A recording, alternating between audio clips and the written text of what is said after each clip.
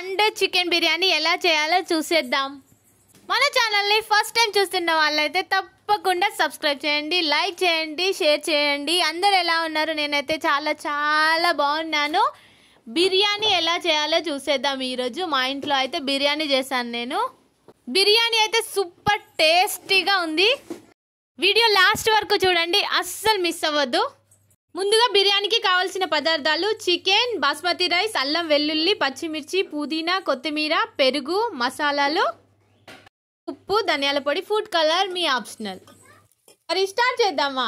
ముందుగా అయితే ఆనియన్స్ సన్నగా తరిగి పెట్టుకొని ఫ్రై చేసుకొని పక్కన పెట్టుకోండి. గోల్డెన్ బ్రౌన్ కలర్లో వచ్చే వరకు ఫ్రై చేసుకొని పక్కన పెట్టుకోండి. తర్వాత చికెన్ని శుభ్రంగా కడిగి పక్కన పెట్టండి. ఇప్పుడు శుభ్రంగా కడిగి పక్కన పెట్టుకున్న చికెన్లో కొంచెం ఆనియన్స్, ముందుగా ఫ్రై చేసుకున్న ఆనియన్స్ అయితే చికెన్లో వేసేసుకోండి. తర్వాత దీంట్లోకి అల్లం వెల్లుల్లి పేస్ట్ వేసుకోండి. తర్వాత మనం అన్ని ఆల్ ఇంగ్రీడియంట్ మసాలా పేస్ట్ చేసుకొని పెట్టుకున్నాను ముందుగాలే, దాన్ని ఒక 2 స్పూన్స్ అయితే వేసుకోండి. మనం చేసే దమ్ బిర్యానీ కాబట్టి మసాలా ఎక్కువే పడుతుంది. తరువాత పసుపు వేసి కలపండి.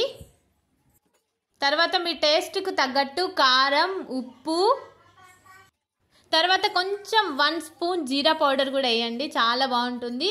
1-2 పచ్చిమిర్చి కట్ చేసి వేయండి, ఇది టేస్ట్ పెంచుతుంది మీ బిర్యానీని. కొత్తిమీర, పుదీనా వేసుకోండి కొంచెం. ఇవన్నీ కలుపుకొని 1 గంట పాటు మ్యాగ్నేట్ చేసుకోండి. మ్యాగ్నేట్ చేయడం వల్ల బిర్యానీ టేస్టీగా ఉంటుంది, జ్యూసీగా ఉంటుంది, టేస్టీగా పీసెస్. మీలో బిర్యానీ ఎంతమంది ఇష్టంగా తింటారో కామెంట్ చేయండి తప్పకుండా. మ్యాగ్నేట్ చేసి కలిపి పెట్టుకున్న చికెన్ని కొంచెం ఆయిల్ వేసి ఒక బౌల్లో కొంచెం సేపు బాయిల్ చేసుకోండి. ఒక 5 మినిట్స్ వరకు బాయిల్ చేసుకోండి అంతే. ఒక 30% చికెన్ బాయిల్ అయ్యేంత వరకు మాత్రమే కొంచెం బాయిల్ చేసేసుకోండి. రైస్ని అరగంట ముందే నానబెట్టి పక్కన పెట్టుకోండి. దీనివల్ల ఏంటంటే రైస్ మనకు పొడి పొడిగా మంచిగా వస్తుంది, స్మూత్గా ఉంటుంది. తర్వాత ఒక పెద్ద గిన్నెలో నీళ్లు పోసుకొని మరిగించండి. దాంట్లో ఉప్పు, మసాలాలు, ఇప్పుడు మనం మసాలా పేస్ట్ చేసుకొని పెట్టుకున్నాం కదా, ఆల్ ఇంగ్రీడియంట్స్ బిర్యానీ మసాలా, అది కూడా ఒక 2 స్పూన్స్ వేసుకున్నాను. అది కాకుండా ఆల్ బిర్యానీ మసాలా కూడా వేసాను. రుచికి తగ్గట్టు కొత్తిమీర, పుదీనా, ఉప్పు వేసుకొని కలపండి. బాగా బాయిల్డ్ అవ్వాలి ఇది.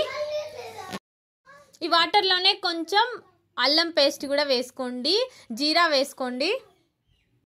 తర్వాత వాటర్ బాయిల్డ్ అయిన తర్వాత ఒకసారి టేస్ట్ చూడండి, ఉప్పు సరిపోతుందా లేదా. ఈ స్టేజ్లోనే మనం ఉప్పు సెట్ చేసుకోవచ్చు.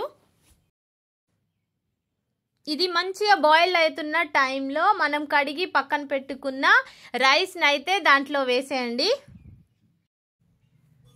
రైస్ కూడా ఒక 70% బాయిల్డ్ అయితే సరిపోతుంది. మధ్యలో మధ్యలో చూస్తూ ఉండాలి, మొత్తం బాయిల్డ్ అయినా కూడా బిర్యానీ అస్సలు బాగోదు. రైస్ బాయిల్డ్ అయిన తర్వాత ఒక 70% బాయిల్డ్ అయిన తర్వాత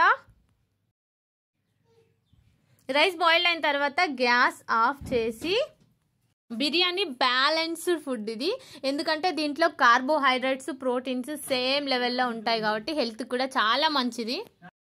కానీ చాలామంది ఆయిల్ ఎక్కువ వేసి వాడడం వల్ల కొంచెం కొలెస్ట్రాల్ సమస్యలు అయితే వస్తాయి. కాకపోతే ఆయిల్ తక్కువ యూజ్ చేయండి, హెల్త్ కూడా చాలా మంచిది.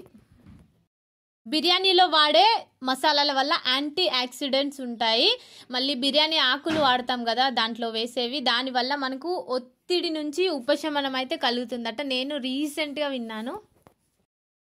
రైస్ ఒక 70% బాయిల్ అయిన తర్వాత లేయర్స్గా అయితే వేసేసుకోండి. ఇప్పుడు మనం చికెన్ని కొంచెం ఒక 5 మినిట్స్ వరకు బాయిల్ చేసుకొని పక్కన పెట్టుకున్నాం కదా, దాన్ని లేయర్స్గా వేసేసుకోండి. పైనుంచి లేయర్స్ వేసుకున్న తర్వాత మనం బాయిల్ చేసుకున్న రైస్లోని వాటర్ కొన్ని అయితే పోసేయండి. మీకు తెలుస్తుంది కదా బాయిల్ అయిందా లేదా అనేది రైస్, దాన్ని బట్టి పోయండి. దాని ద్వారానే చికెన్, రైస్ కుక్ అవుతుంది. ఫస్ట్ అయితే ఒక 10 మినిట్స్ హై ఫ్లేమ్లో ఉంచండి. తర్వాత ఒక 20 మినిట్స్ వరకు సిమ్లో పెట్టి కుక్ చేసుకోండి. లేయర్స్గా అప్లై చేసుకున్న రైస్ మీద ఫ్రైడ్ ఆనియన్స్, కొత్తిమీర, పుదీనా, కొంచెం గీ కూడా అప్లై చేసుకోండి, సాఫ్ట్ వస్తుంది రైస్. 20 మినిట్స్ తర్వాత గ్యాస్ ఆఫ్ చేసుకొని సర్వ్ చేసుకోవడమే. ఎంతో టేస్టీగా ఉండే బిర్యానీ అయితే రెడీ అయిపోయింది సింపుల్గా. మీకు నచ్చితే తప్పకుండా కామెంట్ చేయండి, లైక్ చేయండి, షేర్ చేయండి. మళ్ళీ కలుద్దాం మరో ఇంట్రెస్టింగ్ వ్లాగ్తో. Thank you for watching.